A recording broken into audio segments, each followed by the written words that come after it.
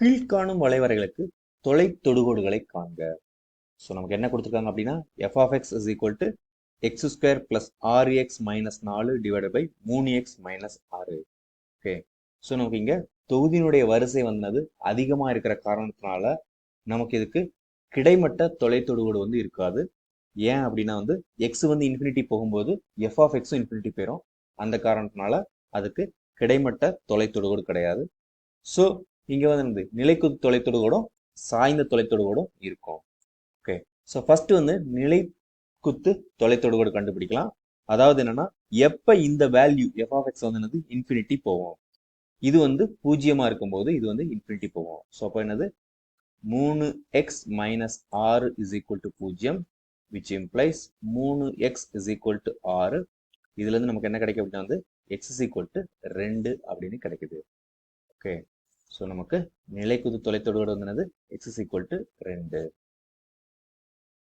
இப்போ வந்து என்னது சாய்ந்த தொலைத்தொடுகோடு கண்டுபிடிக்கணும். அதுக்கு என்ன பண்ணணும், நம்ம இந்த தொகுதியை இந்த பகுதியால நம்ம வந்து வகுத்து ஈவு என்னன்னு கண்டுபிடிக்க போறோம்.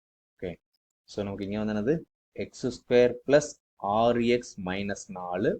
ஓகே, ஸோ நமக்கு இங்கே வந்து 3x மைனஸ் 6 இருக்கு. ஓகே, ஸோ நமக்கு இங்கே வந்து வெறும் எக்ஸ் ஸ்கொயர் தான் இருக்குது. அதனால இங்கே என்ன பண்ண போறோம் அப்படின்னா வந்து எக்ஸ் பை 3ஆல நம்ம பெருக்க போறோம். ஸோ எக்ஸ் பை 3ஆல பெருக்கும்போது நமக்கு என்ன கிடைக்கும், இங்க எக்ஸ் ஸ்கொயர் கிடைக்கும். அதுக்கப்புறம் மைனஸ் இங்க 3 வந்து என்னது இங்க 6 இருக்குது. ஸோ 6 பை 3ங்கிறது என்னது 2. So minus 2x. Okay, so divided by நம்ம என்னது இதுல இருந்து கழிக்கும் போது நமக்கு என்ன கிடைக்கும், இங்க இது வந்து மைனஸ் ஆயிரும், இது வந்து பிளஸ் ஆயிரும். ஸோ இது வந்து என்னது நமக்கு 0 ஆயிரும். இங்க வந்து என்னது 8x, ஏன்னா இங்கேயும் plus 2x minus 4. Okay, so நமக்கு இங்க 8x இருக்குது, இங்க 3x இருக்குது.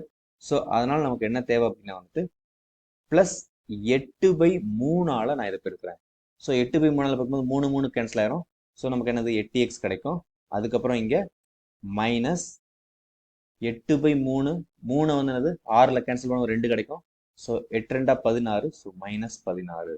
ஓகே, ஸோ இப்போ வந்து என்னது இதை கழிக்கும் போது அடையாளத்தை மாற்றணும். ஸோ இங்கே மைனஸ் ஆயிரும், இங்கே ப்ளஸ் ஆயிரும், இது வந்து 0 ஆயிரும், இங்கே வந்து என்னது 12.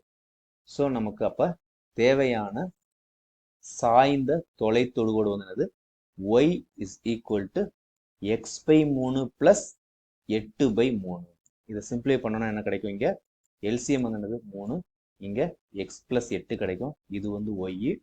ஸோ நமக்கு தேவையான சாய்ந்த தொலை தொடுகோடு வந்து 3y is equal to x plus 8.